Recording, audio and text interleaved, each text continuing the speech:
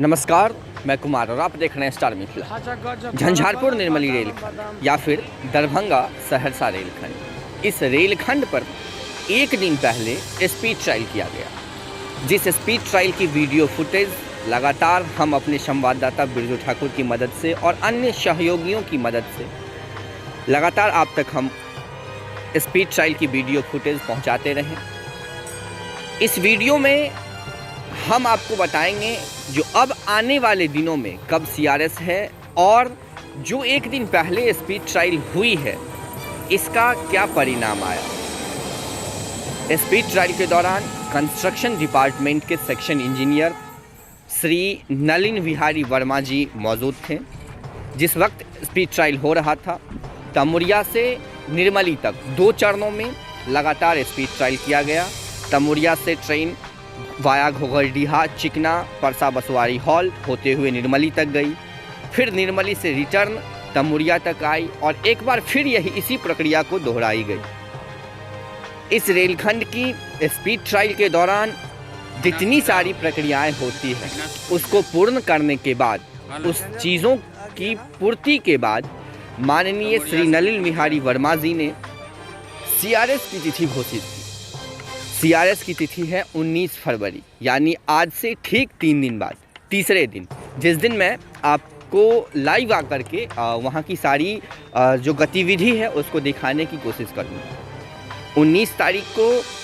19 फरवरी को सीआरएस की तिथि घोषित की गई है, तमुरिया से लेकर के निर्मली तक की। इससे पहले हम आपको बता दें, जो आसनपुर गुफा जो सुपौल जिला में है, निर्मली से लगभग 3.5 किलोमीटर की दूरी पर एक हॉल्ट है। तो आसनपुर गुफा से निर्मली तक की सीआरएस या फिर जो ट्रेन चलाने की प्रक्रियाएं हैं वो सारी पूर्ण कर ली गई है।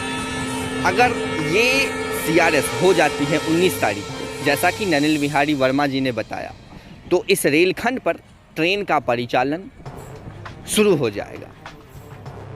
और सीआरएस होने के बाद मिथिला का वो क्षेत्र जो 1934 के भूकंप के बाद 2 भागों में विभक्त हो गया था, मिथिला का वो क्षेत्र जहां लगभग 10 वर्षों से ट्रेन परिचालन बाधित है, मिथिला के वो लोग जो लगभग ट्रेन की सुख सुविधा से लगभग 10 वर्षों से दूर हैं, उन सभी को ट्रेन का एक बार फिर से सुख सुविधा मिलना शुरू हो जाएगा।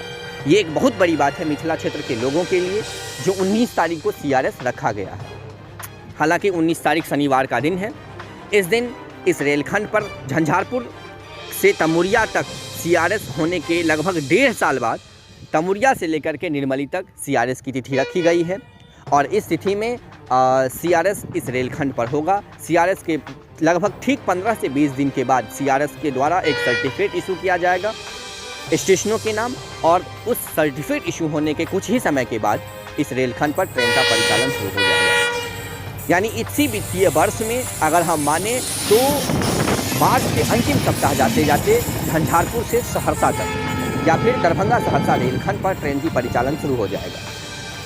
क्योंकि सीआरएस की रिपोर्ट या सीआरएस की सर्टिफिकेट आने में महज 15 से 20 दिन का समय लगता है सीआरएस होने के बाद। हालांकि एक तथ्य ये भी है, जो तमुरिया स्टेशन तक में लगभग 1.5 साल पहले सीआरएस हो गई है और अभी तक सीआरएस की जो सर्टिफिकेट है या रिपोर्ट है वो तमुरिया स्टेशन को नहीं सौंपी गई है। अगर सौंपी गई होती तो यहाँ तक ट्रेन का परिचालन जरूर शुरू हो गया होता। तो एक तथ्य ये भी है समस्तीपुर मंडल का, जो 1.5 साल के बाद भी सीआरएस की रिपोर्ट तमुरिया स्टेशन को नहीं सौंपा गया। हालांकि इसे 15 से 20 दिनों का समय लगता है, जिसके बाद उम्मीद है जो इसी वित्तीय वर्ष में इस रेलखंड पर शुरू हो जाएगा ट्रेन का परिचालन। क्योंकि इसी वित्तीय वर्ष में अगर ट्रेन का परिचालन शुरू नहीं होता है तो फिर जो फंड का लेन देन होता है, हेरा फेरी होता है अधिकारियों के बीच, वो सारी चीज़ों पर फिर 1 साल के लिए प्रतिबंध लग जाएगा और उन लोगों को अगले वित्तीय वर्ष में इन सारी फंडिंग को लेकर के जाना होगा। ये सारा झोल खेल में जो होता है वो सभी समस्तीपुर मंडल को फिर रोकना होगा। इसीलिए ये भी एक उम्मीद लगाया जा रहा है जो 19 तारीख के सीआरएस हो जाने के बाद महज 15 से 20 दिनों के बाद इस रेलखंड पर ट्रेन का परिचालन शुरू हो जाएगा। तो ये एक बहुत बड़ी खबर मिथिला क्षेत्र के लिए या फिर दरभंगा सहरसा रेलखंड के लिए।